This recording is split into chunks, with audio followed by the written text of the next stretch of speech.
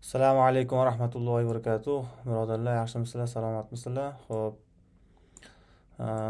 bugun Alloh taoloning izni bilan birinchi darsimizni boshlaymiz. Bismillah deb.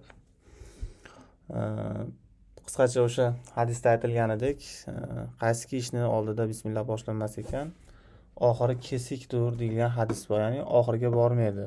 Ya'ni kim boshlamoqchi bo'lsa bu ishni eng avvalo o'sha Alloh taolodan so'rab boshlashlik kerak bo'ladi. Xo'p, umumiy qisqacha aytamiz. Trading juda ham hozir biz O'zbekistonda ommalashgan. Ya'ni trading desa birinchi o'rinda masalan o'sha kompyuterda o'tirib yoki telefonda savdo qilish tushunishadi. Ya'ni ilm bo'lmagan holatda. Aslida u trading nima o'zi? Misol ba'zi savollar bo'ladi mahallada va boshqada, hali o'yinda o'ynayapsanmi degan savollar ham bo'ladi. Ya'ni bu yerda darsim mani noldan bo'ladi. Shuning uchun asosan no'lavoydan tushuntirib ketaman. Ya'ni bu ma'lumotlar kimgadir tanish bo'lsa ham e'tibor bilan eshitishni maslahat beraman. Chunki biz o'sha o'rgatish prinsipimiz noldan o'zimizda bor ilmni berishga qaratilgan. Xo'p, umumiy tushunchani olamiz. Bitta narsani aytib o'tib ketaman tushuncha olishdan oldin. Misol uchun bitta potokda 25 kishi, 30 kishi o'qiydigan bo'lsa, ana shulardan oxirigacha 5 ta 10 ta odam boradi. Ya'ni mana hozir dars ko'rgan bo'lsalar ham boshida masalan 25 ta 26 ta borinki 30 ta odam o'tirgan bo'lsa, darsni oxiriga borib 5 ta 10 ta odam qoladi. Sizlarda ham mana shu narsa kuzatilishi mumkin. Nima uchun esa bu ilmni oxirigacha borgan odam o'zlashtiriladi. Ya'ni sizlarga buni nima uchun aytayapman? Sizlar oxirigacha harakat qilishlaring kerak. Ya'ni o'sha 5 ta 10 ta odamning ichida men bo'laman deb hamma harakat qilsa, misol 30 ta odam o'tirishi ham mumkin. Misol uchun. Shuning uchun sizlarni o'zi oldingizga qo'ygan maqsad shu bo'lishi kerakki, men darslarning oxirigacha qatnashaman. Qanday bo'lsa ham o'sha mana shu narsani birinchi o'ringa qo'yishim kerak degan narsa o'zlaringizda o'tmasa, bu narsa, ya'ni darsni o'zlashtira olmaysizlar. Bu gaplarimni qisqacha aytib o'tib ketaman. Yana bir narsani aytib o'tib ketay. Tradingda birinchi kirib kelishim 2016-yillardan qiziqish boshlangan. 2016-yilda o'sha ma'lumotlardan, xabarlardan ko'rib, Kun.uz'dan misol uchun o'sha elektron valyuta 2600-2800 dollar bo'ldi degan xabarlarni o'qirdik. Lekin o'sha qanday olib sotishligini tushunmaganmiz. Oradan vaqtlar o'tdi, 2020-yillar chiqdi. 2020-yillarda o'sha xabarlar bo'ldi, Bitcoin 64 ming bo'ldi, u bo'ldi, bu bo'ldi degan xabarlar yoki bo'lmasam o'sha Elon Musk dunyoning eng boy odami bo'ldi degan xabarlar chiqqan. Ana shu xabarlar fonida ular nima sababdan boyiyapti, ular o'zi asli nima degan xabarlar, ya'ni Tesla aksiyasi oshishi sababidan degan, ya'ni xabarlar orqali kirib kelganmiz. Ya'ni qisqacha o'zimni tanishtirib o'tyapman bu bosqichda. Umumiy oldi sotdi 2021-yildan boshlangan. Ya'ni yana bir narsani aytib o'tmoqchiman. Bu narsani nima uchun gapiryapman, oldin aytmaganman. 2023-yildan beri o'quvchilarni o'qitib kelaman.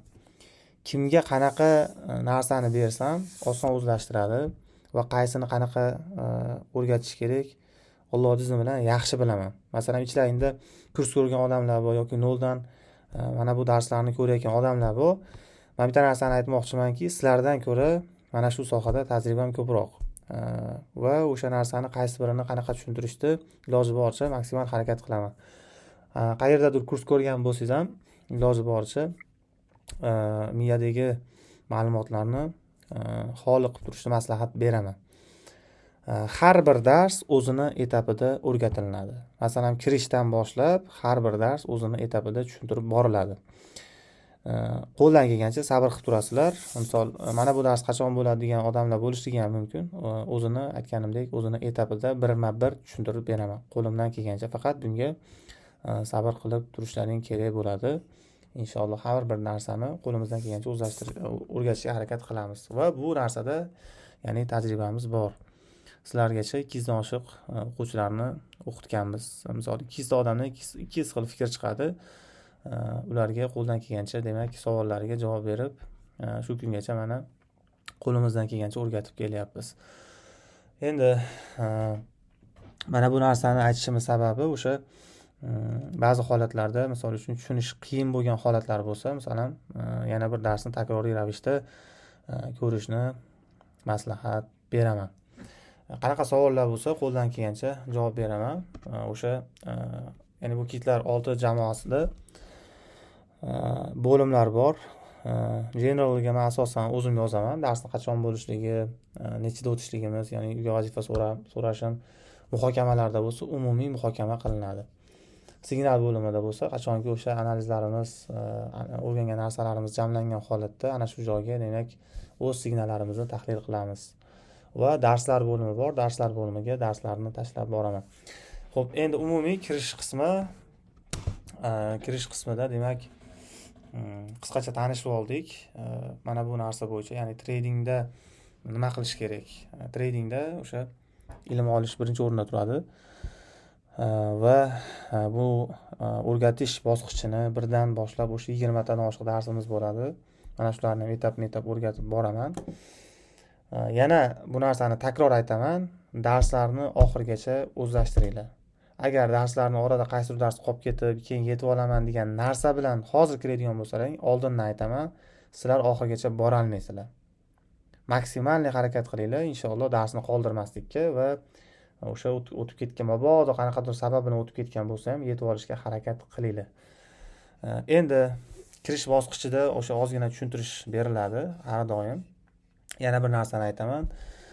O'sha trading o'zi asli nima? Trading bu onlayn savdo. Ya'ni misol uchun savdogarlik degani. Trading o'zi qachon rivojlangan? Buni 100-200 yillik tarixi bor. Bu o'sha 16-17-asrlarda ham birinchi o'sha birjalar Gollandiyada bo'lgan deyshadi, u deyshadi. Ya'ni ma'lumot axtarib ko'rsalaring bo'ladi. Ya'ni o'sha jahonda internet rivojlangandan keyin, ya'ni bu 1987-yillarga borib taqaladi. Ana shundan keyin demak bu kasb ommalashgan. Ya'ni o'zi O'zbekistonda bu kasb mana shu oxirgi 2-3 yillikda juda ham bir bolalab ketgan bo'lsa, lekin aslida buni tarixi bor.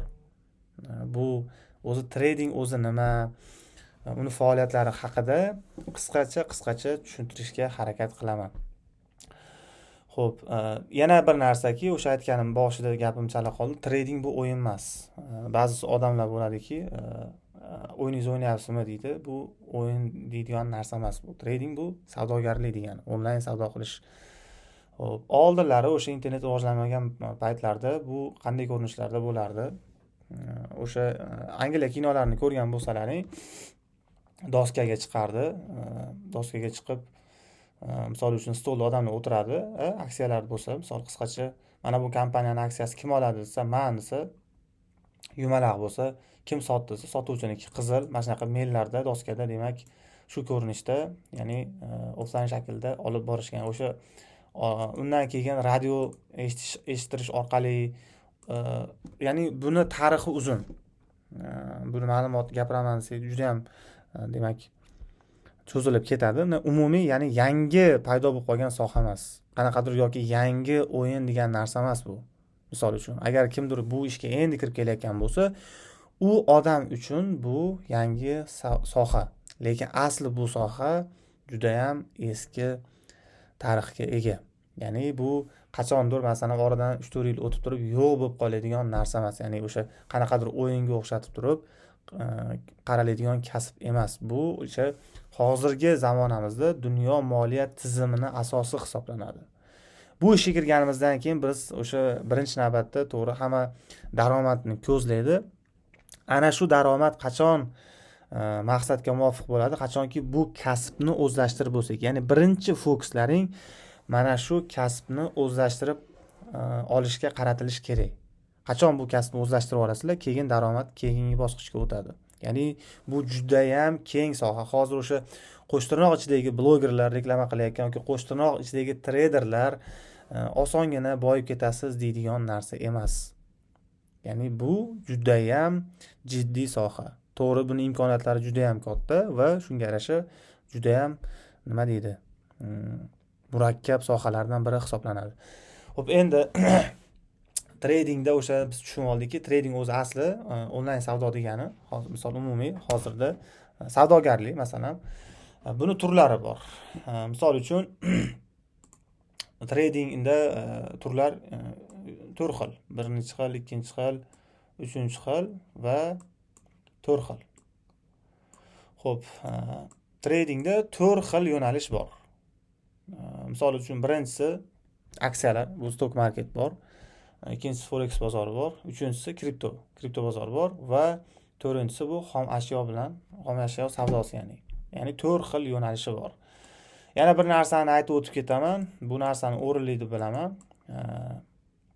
Bizda masalan halol va harom tushunchasi bor. Kimdir har xil qaraydi mana shu narsaga, ya'ni xuddiki bir narsani halol desiz yoki bir narsani harom desiz, ko'zga qanaqadir xunuk ko'rinadigan bir narsa shakllangan. Mana shu narsani ham qisqacha aytmoqchimanki, o'zi asli halol atamasi bunday olib qarasak, insonga ziyoni yetmaydigan narsalar halol hisoblangan. Halol deb atanadi, ya'ni shaffof yoki bo'lmasam ochiqlik deb, masalan, ochiqlik siyosati deb atama ham ishlatishadi, ya'niki o'sha halollik deganda o'sha rostgo'ylik degan narsalarga halollik atamasi ishlatiladi, ya'ni umumiy. Endi harom bir narsa harom deb atalingan bo'lsa, demak u narsa aldov, ziyon, ya'ni insonga nimaki bunday qilib tushuntiradigan bo'lsak, insonga nimaki foydali narsa bo'lsa halol deyilgan, insonga nimaki zarar bo'lsa, demak u narsani harom deyilgan. Ya'ni zararli va foydali narsalar, mana shu narsani tushunib olsak, endi mana shu nima uchun bu so'zlarni bizga keragi borsa, mana shu 4 ta yo'nalishda halol va harom yo'nalishlari bor. Biz tradingda inshaalloh o'sha halol yo'nalishini o'rganishga harakat qilishimiz kerak. Nima uchun? Bu juda ham muhim. Chunki demak, harom degandan biz olamizki, demak bizga yo o'sha dunyoyimizga yo o'sha demakki holatimizga qanaqadir zarar borligi uchun u narsada taqiq qo'yilgan. Ana shu narsani tushunib olishimiz kerak. Kirishdan boshida bu narsani aytyapman. Chunki o'zimda ham ba'zi shogirdlar bo'ldi. Ochiqdan ochiq o'zi bilsa ham bu narsani mumkin emasligini mana shu narsada o'zim ko'rdim. Shuning uchun mana shu boshidan xulosa olinglarki, demak bu sohada halol yo'nalishda ishlayman degan tushuncha bo'lsin. Mana bu o'rganadigan ilmlaring bo'lsa, analiz hammasida bir xil ishlatsa bo'ladi. Lekin sizlar mana shuni halol yo'nalishda ishlatishlaring kerak. Mana shu narsani aytib o'tib ketishim kerak. Agar harom yo'nalishda ishlatadigan bo'lsalar, men rozi bo'lmayman. Mana shu narsani ham aytib o'tib ketaman. Ya'ni bu narsani nima uchun gapiryapman? Chunki ba'zida o'sha sizlarda atroflaringda odamlar so'rashadiki, tradingda savdo qilyapsan ekan, o'zi bu narsa halolmi degan tushunchani sizlarga savol berishligi mumkin. Aytasizki, kim so'rasa, tradingda 4 xil yo'nalish bor. Ya'ni trading bu o'yin emas, trading bu savdogarlik. Masalan, bozorda kimdir bozorda, masalan, siz bozorga chiqyapsizmi deyapti. Ya'ni o'sha trading qilyapsiz, tradingda savdo qilyapsanmi degani, siz bozorga chiqyapsizmi? Bu bozorda suv olib sotsa ham bo'ladi. Masalan, libos olib sotsa ham bo'ladi. Xuddi shuni singari aroq sotsa ham misol bozorda sotadi. Xuddi shuni singari mana shu trading deganda siz savdogarlik, siz o'sha tradingda aytasizki, yo'nalishi bor. Ya'ni tradingda yo'nalishlari bor. O'sha stock market, ya'ni bu ulamolar nazarda halol, forex bozori, ya'ni forex bozorida o'sha kontrakt olib sotib, kontrakt bo'yicha savdo qilish bu mutlaq harom deyishgan. Va kripto bo'yicha bu ixtilofli. Ya'ni ba'zi o'sha dunyoda o'sha rivojlangan, ya'ni bu ishni o'rganib chiqqan ulamolar mumkin degan. Va 4-chi yo'nalishi bor, bu o'sha xom ashyoni o'zi bilan oldi-sotdi qilish. Buni ham o'sha o'zining shartlariga muvofiq kelsa, buni ham mumkin deb aytishgan. Buni ham o'zining shartlari bor. Ya'ni umumiy aytganda biz mana shu yo'nalishlarning ichida birin-ketin qo'limizdan kelgancha o'sha to'g'ri yo'nalishda savdo qilishga harakat qilamiz. Mana shu narsani nima uchun gapiryapman? Chunki ba'zi odamlar bo'ladi, dars boshlab olganingizdan keyin, ustoz, men bu kirgan edim, tanishimga aytgan edim, bu dars, ya'ni bu ishni menga mumkin emas yoki nojoiz deyapti. Nima qilsam bo'ladi deydi. Yana bitta narsani aytaman. Bu ishga kirishdan oldin o'sha narsani izlanib ko'ring. Izlanib ko'rib, to'g'ri kelsa keyin kiring. Ya'ni men bir ustoz sifatida buni ilmini o'rgataman. Ya'ni men fatvo beruvchi inson emasman. Hamma o'zini tushunchasini olish kerak. Shuning uchun bu narsani nima uchun boshida aytyapman? Chunki bundan keyingi darslarda qanaqadir savollar, keraksiz savollar bilan vaqtimizni olmaslik uchun aynan men birinchi darsda bu narsani tushuntirib o'tib ketishim kerak bo'ladi. Va o'zlaring uchun ham bir nima deydi, bir tushuncha hosil bo'ladiki, ha, biz mana shu narsaga kirgan bo'lsak, demak, bizga Abdulloh aka yoki Abdulloh bizga harom yo'nalishni o'rgatmagan, demak, o'sha halol yo'nalishni o'rgatgan degan narsani demak o'zlaring tushunib olishlaring kerak bo'ladi. Xo'p, demak, xulosani oldik. Trading nima ekan? Trading bu onlayn savdo qilish. Biz bu yo'nalishlarning ichida, 4 xil yo'nalish ichida biz kripto bilan shug'ullanamiz. Endi o'sha kitlar jamoasida inshaalloh birodarimiz bor, u stok marketni ham o'rgatib boradi. Ya'ni aksiya bo'yicha ham inshaalloh kelajakda aksiya bo'yicha ham demak qo'ldan kelgancha bilimlarni berishga harakat qilamiz. Ya'ni aksiya bozoriga ham o'tamiz. Ya'ni umumiy inshaalloh katta niyatimiz katta. Umumiy biz faqat halol yo'nalishlarda bozorda qaysi yo'nalishi halol bo'lsa, ana shularni maksimal o'rgatishga harakat qilamiz. Xo'p, tushuncha oldik. Demak, birinchi tanishuv bo'ldi. Birinchi darslarimizda demak tanishuv bo'ldi va yo'nalishlarimiz aniq bo'ldi. Qaysi yo'nalishda savdo qilishimiz, kriptoda ham, ya'ni hatto kriptoni ichida ham bo'linadi. Ya'ni mana shu kriptoni ichiga kirganingizdan keyin ham bu bo'linadi. Ya'ni mana bu kriptoga kirganingizdan keyin mana shuni ichida ham yo'nalishlari bor. Qaysi yo'nalishda? Masalan, kontrakt tuzish bo'yicha bo'lsa, bu futures bo'ladi. Ya'ni bu biz ishlamaymiz bunda. Bu ham nojoiz. Va yana bir ikkita yo'nalishlar bor. Biz asosan ular spotda ishlaymiz. Spot bu o'sha egalik huquqini beruvchi yo'nalish hisoblanadi. Biz mana shu kriptoni ichida ham spot yo'nalishida ishlashimiz kerak bo'ladi. Xo'p. Bu xulosani ham oldik. Endi darsga maydalab o'tirmayman, vaqtlaringni behudaga olishga, chunki darslarni vaqti qancha cho'zilsa, shuncha insonda erinchoqlik ortib boradi. So'zlarning eng yaxshisi kam, lekin foydali deb aytilgan. Shuning uchun iloji boricha qisqa tushuntirishga harakat qilaman. Xo'p. Endi biz tushunib oldik, tanishib oldik. Yana bitta narsa kirish qismida oxirida darslarimiz qanaqa bo'ladi? Darslarimiz 3 qismli bo'ladi.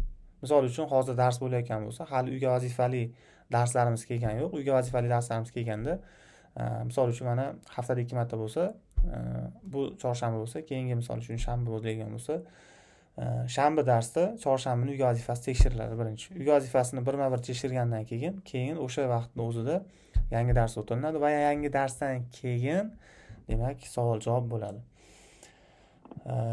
Xo'p. Mana bu darsdan keyin ham savol-javob bo'ladi. Inshaalloh ana shu joyda bemalol kimda qanaqa savol bo'lsa, bemalol berishligi mumkin bo'ladi.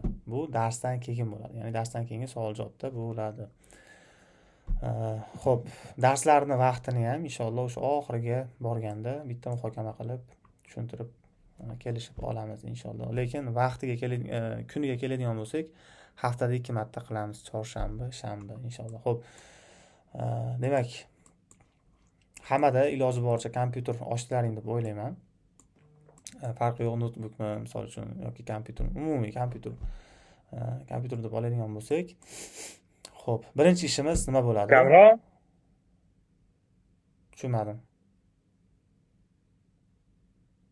Mikrofonlarni bekitib tursalar maqsad kelmoq bo'ladi. Kimdadir savol bo'lsa, darsdan keyin bemalol berishlaring mumkin bo'ladi. Xo'p, birinchi ishimiz, agar sizlarda o'sha Apple bo'lsa, unda Safari'dan kirasizlar. Agar sizlarda o'sha Windows bo'ladigan bo'lsa, unda sizlar Google Chrome'dan kirasizlar. Google Chrome bor, sizlarda qarasangiz chiqadi o'zi. O'sha yerga kirib, kirganlaringdan keyin mana bu joyga yozasizlar. Poiskka Trading View. Mana bu Trading View'ni yozsalaring chiqadi. Xuddi mana bunday bo'lib, xuddi mana shu menda chiqqandaqa sizlarda chiqadi. Bir xil. Yana bir narsani aytib o'tib ketaman. Sizlar mana shu ishga kirayotgan bo'lsalaring, ko'pchilik albatta savodli odamlar bo'ladi, ya'ni bu ishda yurgan odamlar, lekin ba'zi o'sha odamlar mana shu email pochtalarini, kodlarini esdan chiqarib qo'yadi. Mana shu ishga kirayotganingizdan keyin albatta bitta email pochtangiz bo'lishi kerak va uni login parolini esdan chiqarmasligingiz kerak. Sababi ertaga o'sha birja ro'yxatidan o'tganingizda ham mana shu email pochtangiz juda ham kerak bo'ladi. Ya'ni birinchi ishlaring email pochtani agar login paroli bo'lmasa, email pochtani yangitdan ochib login parol qilib olishlaring kerak bo'ladi. Hozirgi kunimizda email pochtasiz odam yo'q o'zi aslida. Masalan, oddiy misol uchun Android ishlatsa ham, o'sha Androiddan Google Play Marketdan narsa tortaman desa ham, mana shu email pochtani so'raydi. Yoki Instagram ochmoqchi bo'lsa yoki Facebook ochmoqchi bo'lsa, albatta email pochta so'raydi. Ya'ni buni aytganimki, ana shu email pochtangizni kimdir ochib bergan bo'lishi mumkin sizga, yoki qaysidir tanishingiz, siz o'zingiz login parolini bilmasligingiz mumkin. Mana shu ishga kirayotgan bo'lsangiz, albatta mana shu login parolini o'zingiz bilib olishingiz kerak bo'ladi. Chunki vaqti kelib ertaga birjadan ro'yxatdan o'tayotganingizda email pochtangiz siz uchun xuddiki qulf kalitga o'xshab ishlab beradi. Albatta birinchi bosqichda email pochtangiz bo'lishligi kerak. Xo'p, mana shu saytga kirganimizdan keyin email pochtani kiritib qo'ysa bo'ladi. Ya'ni nima afzalligi bor? Chunki telefon bilan kompyuterga ulab qo'ysalang, bitta email kiritib qo'ysalaring, telefondagi analizlaring ham kompyuterda ko'rinaveradi yoki kompyuterda qilgan analizlaring ham telefonda ko'rinaveradi. Bitta email pochta kiritib qo'ysalaring. Birinchi bosqich. Ikkinchi bosqich mana shu xuddi mana bunday ko'rinadi sizlarda ham. Mana bunday ochganlaringda mana bu joyga yozasizlar. Poiskga mana shu joyga ahamiyat berasizlar. Ya'ni BTC USDT har xil chiqadi. Mana USDC bor buni. Biz USDT parasida ishlaymiz. Yoki bo'lmasam har xil anaqasi bor. Mana bunaqa futures ko'rsatadigan, ya'ni bizga yana bitta narsani qanday ko'rsatgan bo'lsam, shunday terishlaring kerak bo'ladi. BTC USDT. Va mana bu joyda o'ng tomonda ko'rinib turgan narsalar bular birjalar. Ya'ni xuddiki broker, vositalar. Biz asosan Binance'da oldi-sotdi qilamiz. Shuning uchun mana bu BTC USDT ni mana bu menda hozir bitta narsaki, bu yerda menda ro'yxati borligi uchun plus chiqmaydi. Tushunarlimi? Chunki plus essiz qo'shib qo'yasiz. O'shani essiz mana shu ro'yxatga qo'shib qo'yasiz. Yana bitta narsa, trading view приложениесida pulli bo'lsa, cheksiz muddatda coinlarning ro'yxatini qo'shsangiz bo'ladi. Agar o'sha pulsiz bo'lsa, ya'ni obunasiz bo'ladigan bo'lsa, unda 20 ta mana bu listni qo'shib olish imkoniyati bo'ladi. Birinchi navbatda BTC ni, ya'ni Bitcoin ni qo'shib olishimiz kerak bo'ladi. Mana bunday. Mana shunaqa holatda sizlarda ko'rinadi. Ya'ni открыт grafik ezganlaringdan keyin BTC ni mana shunday ko'rinadi. Yana bir narsa, o'sha yerdagi ezganlaringda birjani qaysi deganda Binance tanlaysiz, ya'ni Binance birjasini tanlab olishlaring kerak bo'ladi. Xo'p, ikkinchi ishimiz, hozir men Binance bas boshqasini qilib tushuntirib beraman, chunki bitta chizilganlari bor. BTC USDT. Buni ham chizilgan ekan. BTC USDT. Hop. Demak mana shunaqa grafik ko'rinadi.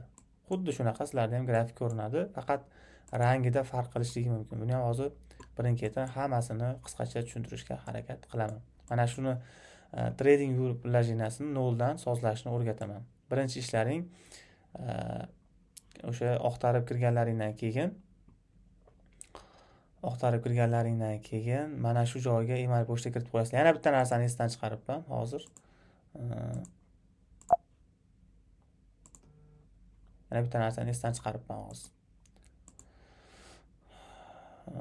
U pastda buni skachat qilish bor.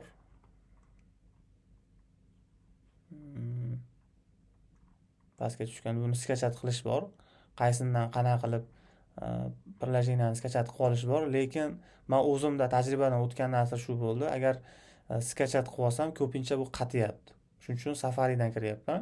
Menda endi Mac, shuning uchun Safari'dan kiryapman. Agar sizlarda Google Chrome bo'lsa, o'sha Google Chrome'ni o'zidan kirsalaring maqsadga muvofiq bo'ladi. Ana shu narsani aytib o'tib ketyapman. Chunki o'sha buni skachat qilib olgan paytda bu qatiyapti. Agar Google Chrome'dan bo'lsa, kimdadir Windowsda ham o'sha skachat qilmasligi ham mumkin. Ya'ni bu muhim emas. Muhimi demak o'sha Google Chrome'dan kirsalaring bo'ladi yoki Mac bo'lsa Safari'dan kirsalaring bo'ladi. Xo'p. Bitta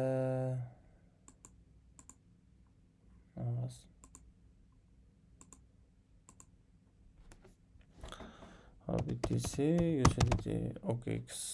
Mana bular birjalarning nomi. Xo'p, endi agar kimdir yana bitta narsa bor. Agar kimdir o'sha Windowsdan kiradigan bo'lsa, mana bu joyda unda 3 ta nuqta bo'ladi. Bu joyda 3 ta nuqtani ezib, настройкасidan создать yarlik qilib, отдельный kod главныйga olib chiqsa ham bo'ladi. Ya'ni mana bu yerda ko'rinadigan qolsa ham bo'ladi. Misol uchun agar harakat qilsa, ya'ni o'sha Xo'p. Mana bu joyda endi menda hozir bu Mac'lik uchun bu yerda ko'rsatib bo'lmaydi, chunki menda u funksiyasi yo'q. O'sha agar sizlar anaqadan kirsalaring, Windowsdan kirsalaring, bu joyda 3 ta nuqtasi bo'ladi. O'shani ezib turib, esalaring, настройкасы chiqadi. Дополнительный instrumentga kirib, o'sha yerdan создать yarlik qilib, создать yarlikni отдельный qilasizlar. Ya'ni o'shanda o'sha kirgan TradingView приложенияларni отдельный o'sha ekranga olib beradi. Mabodo qiynalsang, bo'lmasam Google Chromedan kirsalaring ham oson. Qatimaydi ham.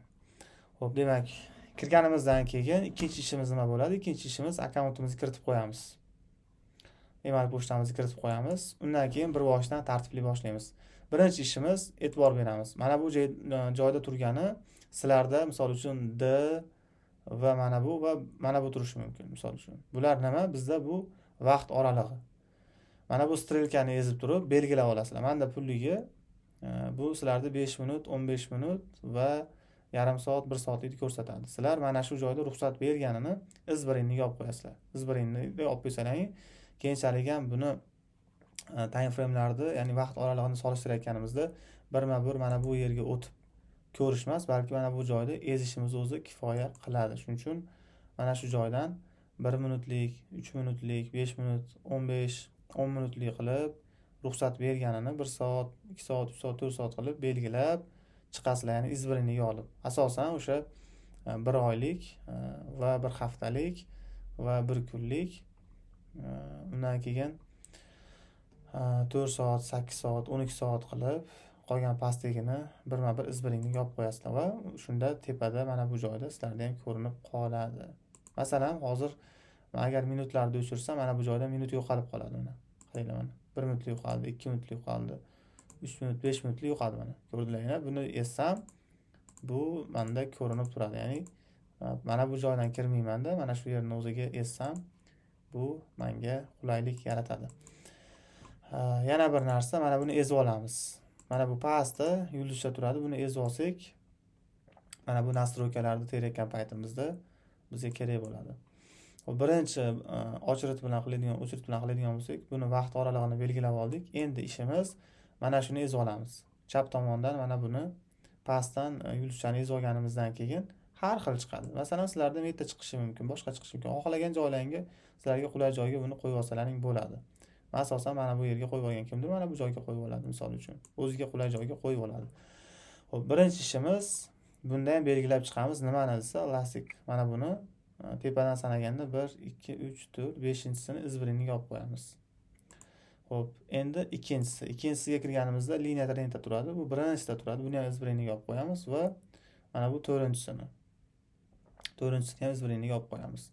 Va 6, 7, 8, xo'p 10. Orada 9 tashlaymiz. Mana shularni menda qanday ko'ringan bo'lsa, izbirinniga olib qo'yamiz. Bu biz uchun analiz qilayotgan vaqtimizda kerak bo'ladi. Tushunarligi? Xo'p, uchinchi qismi 1, 2 ni izbirinniga olamiz. Korreksiya po Fibonacci va расширение po Fibonacci. Mana shu ikkalasini izbirinniga olib qo'yamiz. Xo'p, uchinchisidan bizga kerak emas. Hozircha to'rtinchisidan bizga liniya pozitsiya kerak bo'ladi. Ya'ni birinchisini izbirinniga olib qo'yamiz. Xo'p, va mana bu diapazon seni, mana bu ham biz uchun kerak. Chunki bu necha foiz o'sganini bildirib beruvchi instrument. Bu ham mana bu joyda paydo bo'lib qoladi. Vaqti kelib necha foiz o'sganini ko'rishni osonlashtiradi. Mana bu joyga oqtarib kirib o'tirmaysiz. Mana shu joyni o'zidan, demak, ishlatishingiz mumkin bo'ladi. Xo'p, birinchi, ikkinchi, 3, 4, 5 sozlab oldik. 6-sidan kirganimizda Xo'p.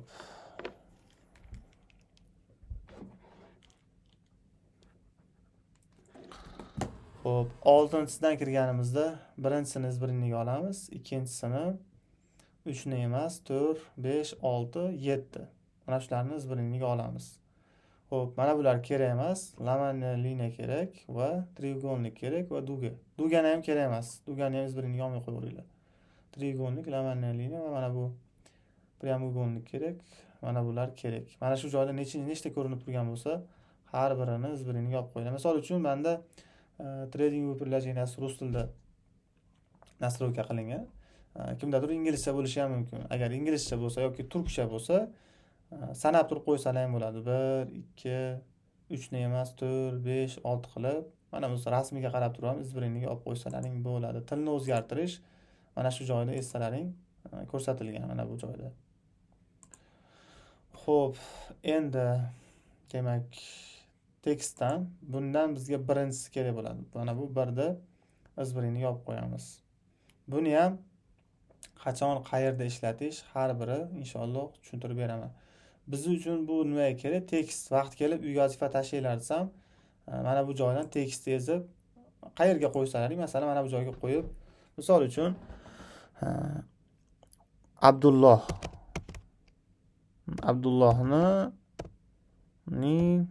Abdullohning uyga vazifasi, misol uchun uyga vazifasi deb yozish uchun kerak bo'ladi tekst. Tushunarlimi? Misol uchun. Buni mana yerda nastroykalari bor. Kichkina qilib qo'ysangiz bo'ladi. Katta qilib qo'ysangiz bo'ladi. Umumiy biz uchun tekst mana shu uchun kerak bo'ladi. Buni xohlagan joyiga jildirib, hattoki rangini o'zgartirsa ham bo'ladi. Shunaqa. Xo'p, biz uchun mana shu kerak. Chunki ertaga o'sha uyga vazifani tashlanglar deyman. Har birlaring xuddi shu aytganimdek tekstni qo'yib, mana bu joyga qo'yib, uyga vazifalaringni tashlashlaring kerak. Chunki men uyga vazifa tekshirayotganimda kimni uyga vazifasini tekshirayotganimni bilishim kerak bo'ladi. Shuning uchun mana bu tekstni izbirinligiga olib qo'yamiz. Xo'p. Bundan kerak emas. Xo'p. Asosan bo'ldi. Bizga yana bir narsa mana bu magnit kerak bo'ladi. Nima uchun magnit kerak? Chunki magnitni orada yoqib olamiz, vaqt keladi. Masalan, mana buni chizayotgan vaqtimizda magnit bizga yo tanasiga yoki soyasiga mana buni aniqlikda qo'yishni yordam beradi, ya'ni tekis qilib. Shuning uchun bu magnit orada ishlaydi. O'sha o'rnida o'rgataman uni ham. Vaqt keladi, qayerda qanaqa chizish vaqti kelganda birma-bir o'rgataman. Endi buni mana shu chizgan narsani o'chirish o'ziga ezasizlar, o'ziga ezsalar, bu yerda har bir chizgan narsaning funksiyasi chiqadi.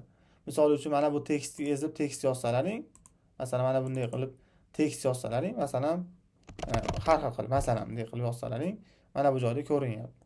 Buni misol uchun o'rtaga olib qo'ysalaring bo'ladi yoki bo'lmasam o'ng tomon, chap tomonga olib qo'ymasam, slevaga olsam mana bu joyda paydo bo'ladi, misol uchun. Mana unga olsam o'rtada paydo bo'ladi mana bu. Buni razmerini o'zgartirsa bo'ladi. Ya'ni har bir instrumentda xuddi shunaqa funksiyasi bor. Tushunarlimi? Ya'ni tekstni umumiy olib tashlasangiz ham bo'ladi, masalan. Tekst kerak bo'lmasa mana bunday qilib. Ya'ni umumiy buni rangini o'zi qanaqa nastroykasi bo'lsa, o'zini chizayotgan narsalarini essalaring ko'rsatib turadi. Misol 2x turgan bo'lsa, 1x ga olib qo'ysa bo'ladi. Qalin yupqaligi bor. Yoki mana shu joyga budunlik qo'yish bor. Budunlik qo'yib qo'ysalang, naq mana shu joyga kelganda sizlar uchun signal beradi. Ya'ni umumiy har bir instrumentni o'ziga bitta essalaring, mana bu joyda kelib chiqadi funksiyalari. Xo'p, hali to'xtalib o'tamiz, qaysini qanaqa vaqtda nima qilishlik. Faqat bu qisqacha tushuntirish beryapman. Buni o'chirib olish o'zida bo'ladi, mana bunday. Demak, mana bunday qilib sozlab oldik. Buni xohlagan joylaringga qo'yib olaman, pastga qo'yib olganman. Endi yana bir narsa bor. Bu nima? Xo'p. Mana bu bo'lim bo'ldi, vaqtlar bo'ldi. Mana bu yerda demak shamlar. Bu shamlar darsida o'tib beraman. Har xil. Mana bu bar bilan ko'rish bor. Misol mana bunday ko'rish bor yoki liniya orqali. Ya'ni bizga asosan yaponskiy shamlar bilan analiz qilamiz. Shuning uchun bizga mana bu narsa kerak. Xo'p, endi bu bo'lim bo'ldi, bu bo'lim bo'ldi. Endi mana shu shamning rangini o'zgartirish bor. Mana shu shamni o'ziga 2 marta mishkani chap tomonini essalaring, o'ziga essaring nastroykasi chiqadi. Masalan, mana bunday xohlagan joyga olsalaring bo'ladi. Masalan, mana bu rangini men o'zim ko'zimga oson bo'lishi uchun mana bu yashilni mana bu rangga qilib qo'yganman. Masalan, sizlarda boshqacharoq yashil bo'lishi mumkin. Mana bunday yashil bo'lishi mumkin yoki har xil. Mana bu joyda buni xira to'q qilsa bo'ladi. Men mana bunga qo'yganman. Ya'ni birinchisini yashil, ikkinchisini qora qilib. Sizlarda masalan yashil qizil bo'lishi mumkin. Men mana buni rangini xuddi shunday qo'yganman. Va mana buni o'chirib qo'yganman. Endi birinchisi demak yashil, ikkinchisi sizlarda qizil bo'ladi. Tabiiyki mana bunday bo'ladi. Ko'pincha men buni qora qilib olganman. Sababi bu qizil sham vaqt keladi o'rgataman. Bu narx tushsa kerak bo'ladi, yashil sham oshsa kerak bo'ladi. Ko'pincha qizil rang taqiqlov sifatida ko'riladi. Ya'ni svetofor qizil, misol uchun qon qizil, ya'ni umumiy qizil rang insonni anaqasiga, psixologiyasiga xuddiki taqiqdek ko'rinadi. Masalan, insonning minusi qizil ko'rinadi, foydasi yashil ko'rinadi. Ya'ni umumiy inson psixologiyasiga ta'sir qiladi rang ham. Shuning uchun men buni rangini qora qilib olganman, qizildan ko'ra. Ya'ni xohlagan ranglarga qo'yib olsang bo'ladi. Mana bu granitsasini bo'lsa o'chirib olganman. Chunki granitsasi bo'lsa sham xuddiki jerniy ko'rinadi. Ya'ni granitsasi bilan bo'lsa, ya'ni chegarasi bilan kattaroq, qo'polroq ko'rinadi. Ko'zni ham charchatadi. Shuning uchun men granitsasini olib tashlaganman. Uchinchisi fitil, bu shamning soyasi. Shamning tanasini qanday svetda qilsangiz, soyasini ham xuddi shu svetda bir xil qilib qo'yib qo'ying. Xo'p, mana bu narsa bizga kerak emas. Chasib qo'ysiz. Mana bu yerda bu nimani anglatadi? Bu siz qaysi mintaqada turgan bo'lsangiz, ana shu mintaqani qo'ysiz, mana bu pastda soatini ko'rsatib turadi. Misol Amerikada bo'lsangiz, Amerikanikini qo'yasiz. Bizda o'sha O'rta Osiyoniki asosan UTC, ya'ni 5+5. Bizda masalan mana shuni qo'yib qo'yasiz. Yani bu O'zbekiston mintaqasiniki. Ya'ni kimdir masalan Saudiyada bo'lishi mumkin, Ar-Riyodni qo'yadi yoki masalan Eronda bo'lsa Tehronni qo'yadi, Dubayda bo'lsa Dubayni qo'yadi. Ya'ni qaysi mintaqada bo'lsa, o'zini mintaqasini soatini ko'rsatib turadi pastda. Xo'p, demak bu bosqichi ham bo'ldi. Mana bu endi ikkinchi bosqich bor. Mana shu nastroykaga yozganlaringda hop.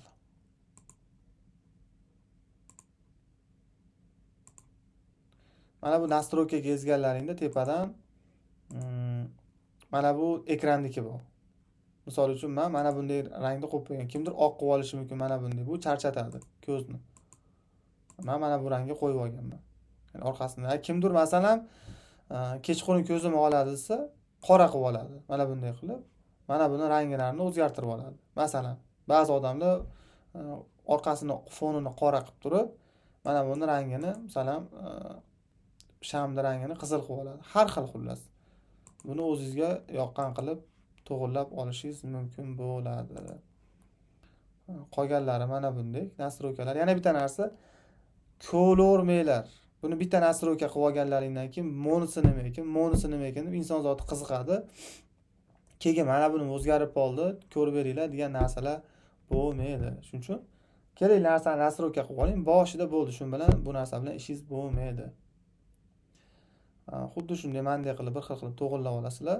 Bu tekstda anaqasi razmer 12, liniya mana bunday. Navigatsiyasi ham mana bu. Sverxu 10%, snizu 8%, sprava 10, ya'ni bir xil. Mana bu holatda. Mana bu orqadagi panelni ham to'g'irlab oldik. Endi mana bu nima? Bu bir vaqtda ikkita grafikani ko'rsatish. Bu pulli prilojeniyasida bor. Bu ham yoki bepulda ham bo'lishi mumkin. Ishlatib ko'rasizlar. Bu ham vaqti kelib bir-biriga solishtirganda kerak bo'ladi. Xo'p, tepadan kelyapmiz. Mana bu nima? Bu bitta orqaga qaytaradi chizgan narsangiz mana. Mabodo bu narsani o'chirib olgan bo'lsa, o'chib ketdi, eskini zo'rg'a chizdim demaysiz. Mana buni siz orqaga qaytaraveradi birin-ketin. Tushundingizmi? Mana buni esa qaytaradi. Xo'p, xuddi shunaqa mana bu yer xuddi shu. Endi mana bunisi nima desa, bu chartni o'chirishga yordam beradi. Masalan, vaqt keladi, mana bunday qilib o'ng tomoni ko'rinmaydi, shu joydan bozor qayerga ketar ekan deb bilib olish uchun kerak bo'ladi bu. Buni ham hali o'zini vaqti bor. Hozir emas. Bu ham pulli prilojeniyasida bor.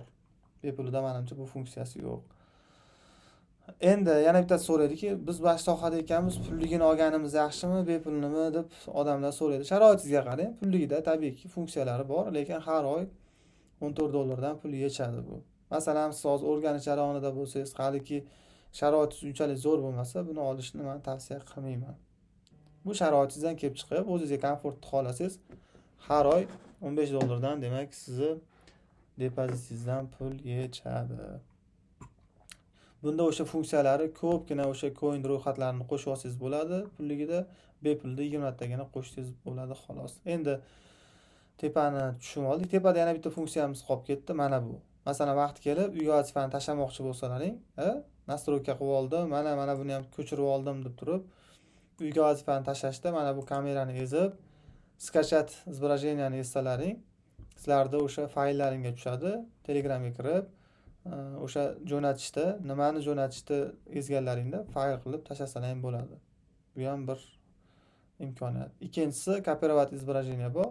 Xohlasangiz kopirovat qilib turib, o'sha SMS joyiga, uyga vazifalar bo'limiga vstavit qilib qo'ysalaring, mana shu narsani demak tashlasa bo'ladi. Xuddiki mana kopirovat qilsam, hozir Telegramga kiradigan bo'lsam, kitlar jamoasiga.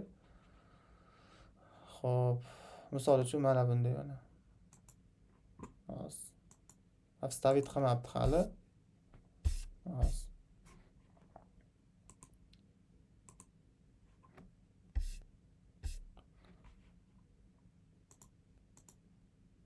menda funksiyasini ochmayapti nimagadir. Vstavit chiqadi, mana shu mishkani o'ng tomonini ezganlaringda vstavitni ezsalaring uyga vazifa keladi. Hozir qani kommentsiya qo'ychi. Anaqa qilmayapti. Xo'p.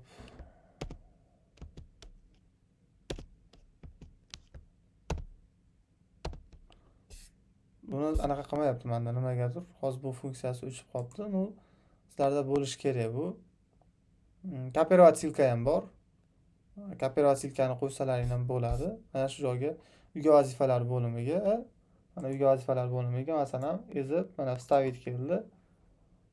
Mana bunday qilsalaring sizlarning uyga vazifalaring mana keladi. Mana xuddi shunday keladi. Mana shu joydan.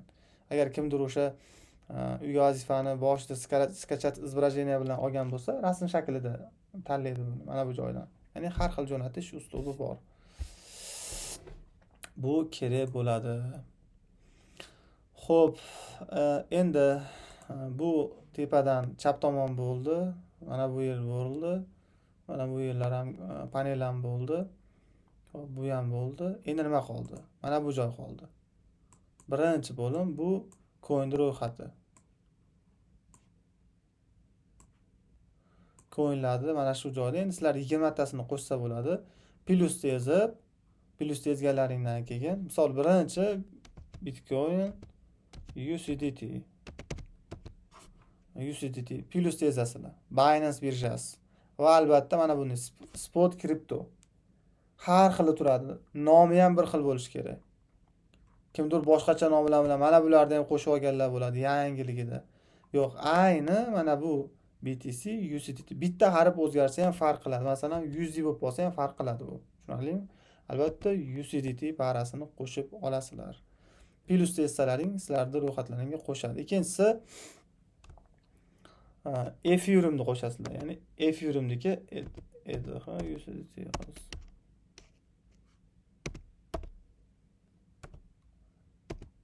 Mana buni ham Binance birjasini qo'shib olasizlar. Xo'p. Endi mana shunaqa qilib hozircha ikkita qo'shib olasizlar. Mana shu joy ko'rinib turadi sizlarda list bo'lib. Va yana bir narsa bor, budilni qo'yish bor. Narxni mana bu ko'rsatib tursalang, mana misol uchun mana bu joyda plus turgan bo'lsa, plus kezib добавить оповещениeni qo'ysalaring, budilni qo'yib qo'yadi. Mana shu joyga narx kelganda budilni choladi. Email pochtalaringni kiritsalaring, email pochtalaringga SMS keladi, telefonlaringga hatto. Ya'ni narx mana shu joyga kelganda budilni choladi. Bu ham o'sha pulli funksiyasida menimcha bir 5 ta bepulida 5 ta, pulligida 20 ta budilnik qo'yish imkoniyatini beradi. Budilnikni o'chirish bo'lsa, o'ziga yozib nastroykasiga udalить desalaring o'chib ketadi. Xo'p, endi bu bo'limda yana mana bu bo'limi bor. Endi bu muhokama, mana bu uchinchisi bor. Bu chizgan narsalaringizni bu yerda bekitib qo'ysangiz bo'ladi. Misol uchun nimalar chizgan bo'lsangiz, pastda nimalar chizgan bo'lsangiz, mana bu esiz o'chirib qo'yadi mana. Ko'ryapsizmi? Mana bu ko'zni ko'radiganni ochsangiz yonog'ida mana buni esiz o'chadi, ya'ni paydo qilib, ya'ni mana shu chizgan narsangizni mana shu joydan ham o'chirib bor qilsangiz bo'ladi. Ya'ni bu hozircha sizlarga unchalik kerak emas. Asosiysi, prosta bu funksiyani bilib olinglar. Mana shu joyda har bir gilamniga chizgan narsangiz yozuvi bilan turadi. Qayerda qanaqa chizgansiz turadi. Mana bu bo'limda u. Endi yana bir narsa bor. Hamma chizgan narsangizni mana bu joydan o'chirib yuborsangiz bo'ladi. Ya'ni udalить 125 ta turibdi. Ya'ni 125 ta narsa orqali chizgansiz. Mana shuni esiz, hammasini o'chirib yuborasiz. Ikkinchi bo'limda endi indikator vaqt keladi. Uni o'chirmaslik, ya'ni umumiy mana shu joyda esiz, hammasini o'chirib yuboradi. Bu hozircha sizlarga kerak emas. Ya'ni chizgan narsalarni o'zini o'chirish sizlarga yetarli bo'ladi. Yana bir narsa bor. Masalan, mana bu joyda har xil narsani chizib yubordingiz. Mana bunaqa chizib ketdingiz. Ayni mana shu joyni o'zini o'chirish, menda endi Mac'da komut bilan ezaman. Komut ezib turib, mishkani chap tomoni bilan mana bundek tortsam ko'rsatadi nima qilish kerakligini.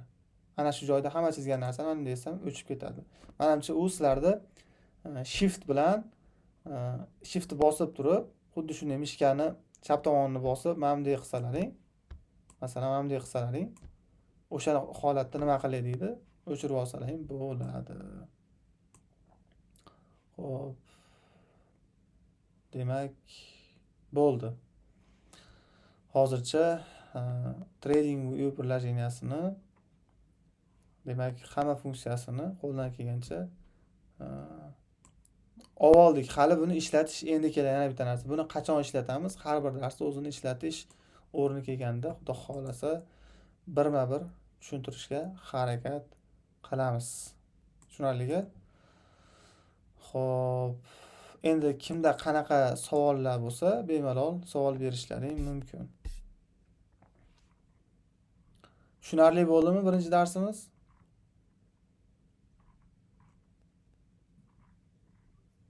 Birodar tushunarli inshaalloh. Kimdir tushunmagan bo'lsa, bemalol savol berishlaring mumkin.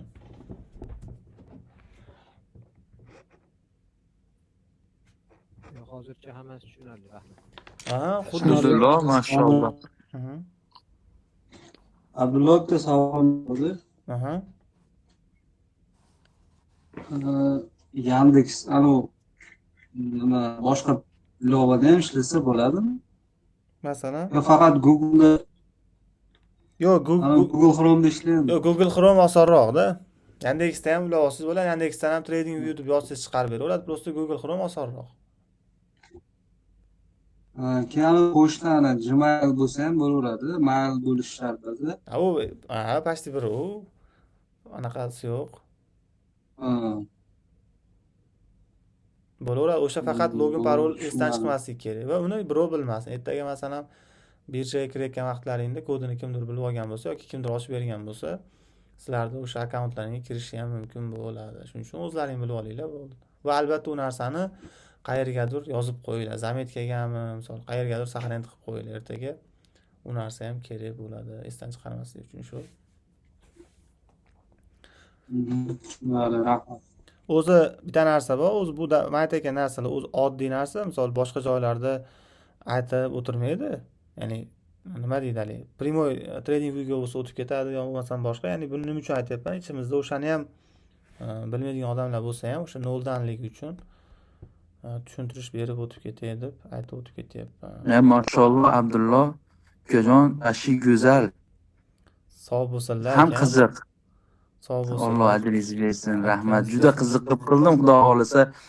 Alloh mahkam turamiz oxirigacha, xudo xolisa. Bo'ldi aka, inshaalloh. Alloh ajringizni bersin. Rahmat ukajon. Akangiz kelsin. Sog' bo'ling aka. Xo'p, Mana shu trading uyushda ham eshityapsizmi? aha. Trading uyushda ham spot demo shot qilib ishlasa bo'lar ekan. Men foydalanmaganman lekin aytishadi. Ko'rdimda. Aha, ko'rgan bo'lsangiz, muammosi yo'q, lekin men foydalanmaganman. Mhm. Ustoz ana shu telefondan foydalansak bo'ladimi yo telefondan qiyinroqmi? Telefondan qiyinroq-da. Hozir kunno kompyuterim yo'q edi shu. Yo'q, telefondan ham qilaverasiz. Bir xilda o'sha kirib, skachat qilib, telefondan bo'lsa, telefondan bu приложениyani albatta skachat qilib olinglar. Vallahi rahmat. Lekin Misol iPad olmoqchi bo'lib turdim, o'sha iPad olsam bo'laveradimi? bo'laveradi. Planshet. Bo'laveradi. Notebook ko'tarish menga noqulada. Bo'laveradi. Rahmat. Sog' bo'ling. Rahmat ustoz. Sog' bo'ling. Watchlist bormi? Nima deysiz? Watchlist Aha. trading. Manda nimagadir yo'q qoldi-da bu. Hozir kompyuterimda. Mhm. U bo'lish shart emas, to'g'rimi? Avizatorli emas-ku. Ko'ylar ro'yxatini aytyapsiz, to'g'rimi? Ha, chetda turib ko'rsatishku, mana 20 ta chipta terib bo'ladi dedizku. Ha, uni qo'shib olish muammo bas u. Shu menga qolib qoldi-da. Uni bitta qo'shib olsa bo'ladi. Yana bitta narsaki, darsda anaqasida tashab o'taman. O'sha ko'yinlarni halol haromini aniqlaydigan botlar ham bor. Uni ham tashab qo'yaman. Qaysi halol, qaysi harom aniqlab beradi. Qo'shishdan oldin birorta ko'yinni vaqti keladi. O'sha bot orqali tekshirib, keyin joiz yoki nojoizligini tekshirib olamiz.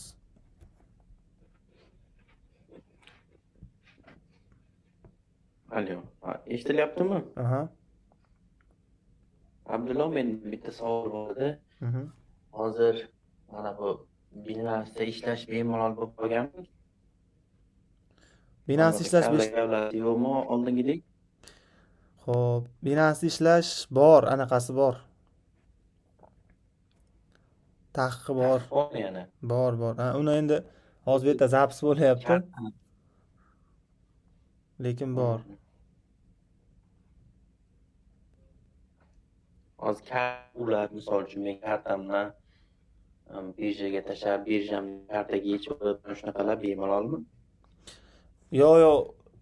Siz agar O'zbekistonda bo'lsangiz, anaqa u, dicha muammo. Uni gaplashsa bo'ladi aka, hozir zapis bo'lyapti bu yerda. Lishkada so'rasangiz. Maqsadga muvofiq bo'ladi. Bo'ldi. Lichkada gaplashaveramiz. Xo'p, Rahmat. sog' bo'ling.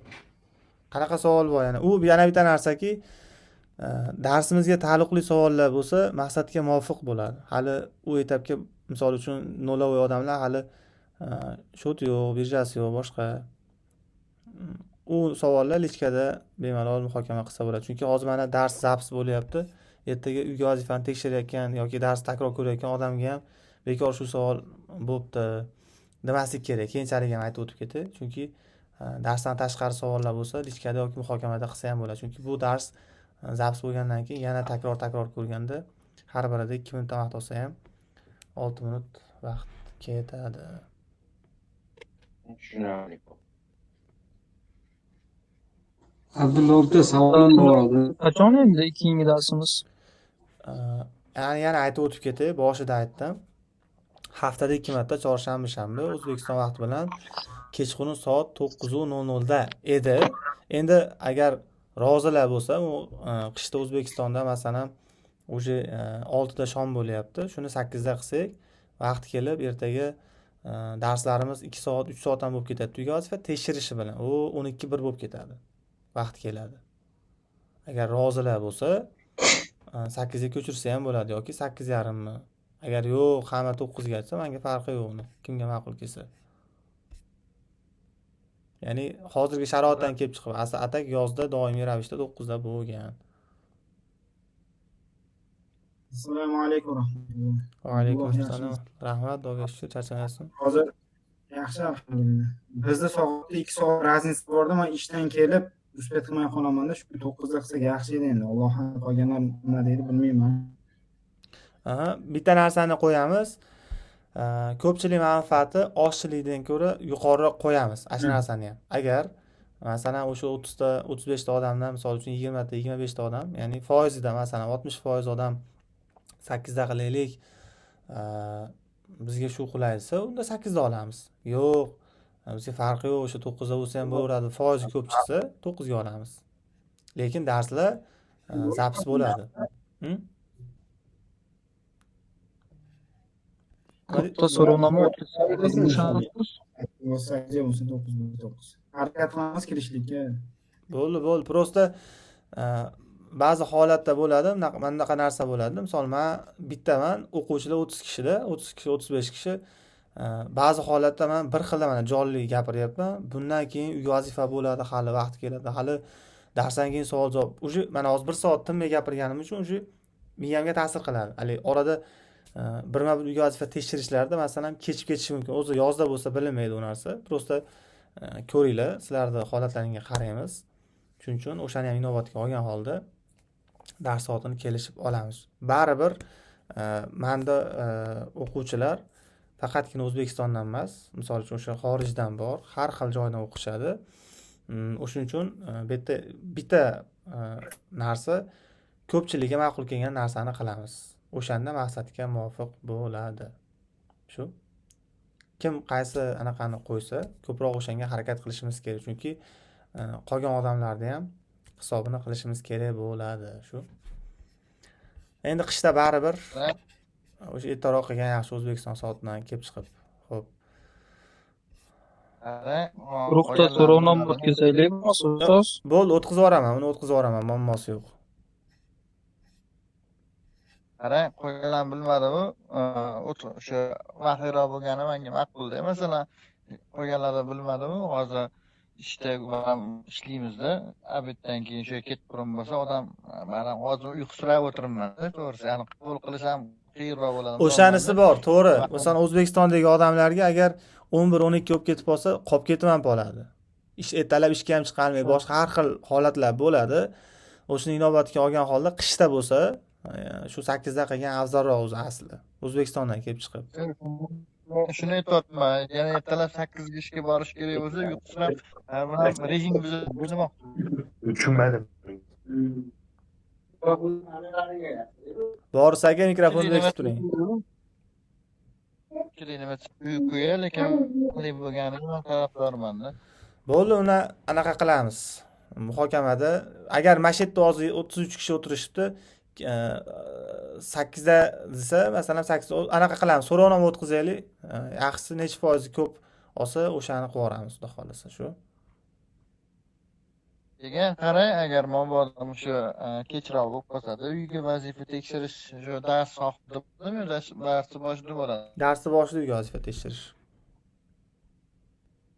Masalan, zapis ko'radiganlarga qanaqa tekshirasiz, shuni so'ramoqchiman. Uy vazifasini tashlab qo'yadi, men darsni yozib olaveraman-da, o'zi bo'lmasligi ham mumkin-da orada. Endi u o'zini muammosi bo'ladi-da, men vaqtida kirgan bo'laman-da, uy vazifasini tekshiraman. Men o'zini anaqasida kirib turib. Vaqt topib kirish kerak bo'ladi-da.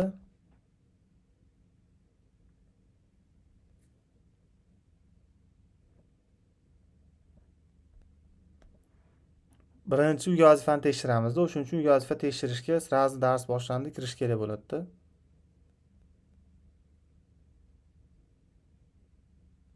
Примерно qancha vaqt mobaynida uyga vazifasi tekshiriladi? Minimum bilan maksimum o'rtasida. Har xil u misol 1-2 minut vaqt olishi mumkin, 5 minut vaqt olishi mumkin.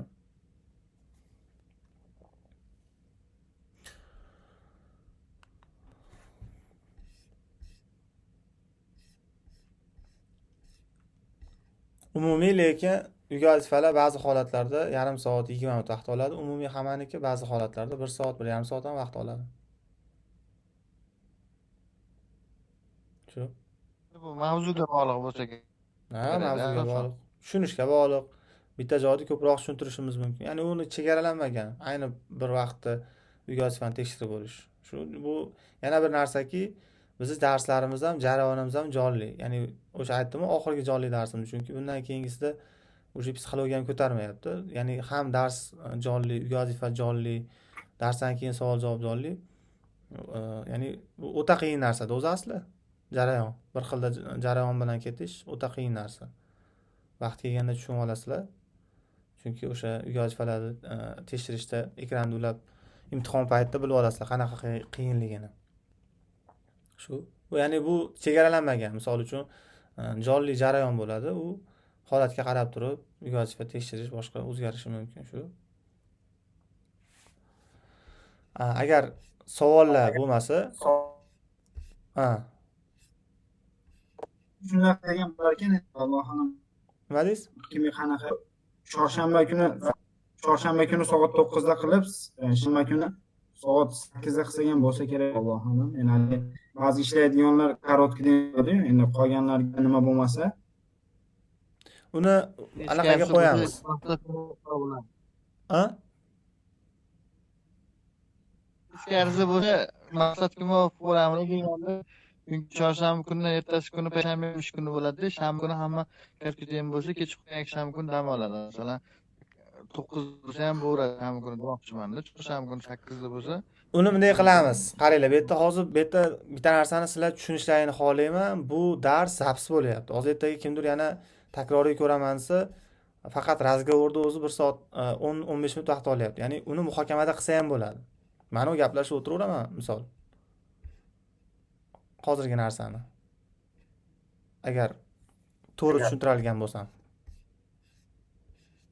bo'ladi. To'g'ri tushungan. Asli jamoatga qaraymiz. Uni muhokamada qilaveramiz. Boshqa savollar bormi? Qanaqa o'sha bugungi dars bo'yicha misol o'zlashtirish boshqa? Ustoz bu Blokda savol bor edi. Aha. Va hozir bu trading buyukdan kirdi-ku, Xo'sh. u broker bo'ladimi? Yo'q, mana qarang, Mirzo Anvar aka, o'zini o'rni kelganda u keladi. Aytdim, bugungi mavzu bo'yicha bo'lsa, masalan, u bizga ahamiyati yo'q hali. Bu trading bu bizga broker emas, bu faqat instrument, analiz qilish uchun instrument xolos. Ya'ni o'zini o'rni kelganda tushuntiriladi. Ya'ni broker nima, birja nima? Tushundingiz? Mana bitta narsani tushuninglarki, bugun darsimiz mavzusi nima haqida bo'ldi? Mana broker haqida gaplashdikmi? Yo'q. Nima haqida gaplashdik? Ashi bo'yicha bo'lishi kerak savol. O'shanda vaqt olinmaydi. O'zini o'rnida keladi. Misol, masalan, hozir kimdir so'rashi mumkin mendan. Aka, order blok qanaqa aniqlanadi deyish mumkin. Misol uchun-da. Ya'ni o'zi endi kirish darsi. Men order blokni lekin bilaman, aytalaman ham, lekin hozirgi ayni bugungi darsning uyga vazifasida bu narsa o'rinli bo'lmaydi. Vazifasini o'zida nastroykalarda qilib tashlab qo'yishimiz kerak. Ha. Bo'ldi inshaalloh. Alloh rozi bo'lsin. Hammamizdan rozi bo'lsin. Bugungi dars bo'yicha savol bo'lsa aytinglar, bo'lmasam tugatamiz zapsni. Keyingi darsda ko'rishamiz. ustoz bu hozir Trading View'dan ro'yxatdan o'tishda o'zimizda Binance ilovadan ro'yxatdan o'tgan email bilan o'tsak ham bo'ladimi? Bo'laveradi. Chotki. Bu hech qanday mo'jiza bo'lmaydi. Yo'q, unaqa emas. Xo'p, rahmat. qarang, настройкада bosib ko'radingmi bu? Fibonacci настройкasidan keyin o'tasizda, to'g'ri? Hechingiz bo'yicha. Mavzu kelganda. Ha, u Fibonacci'ni ham Fibonacci darsida o'tilinadi-da u. Tushundim bor.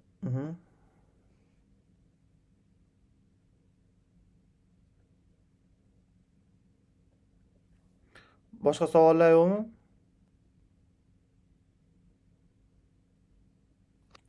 Yo'q, rahmat, salomat bo'ling.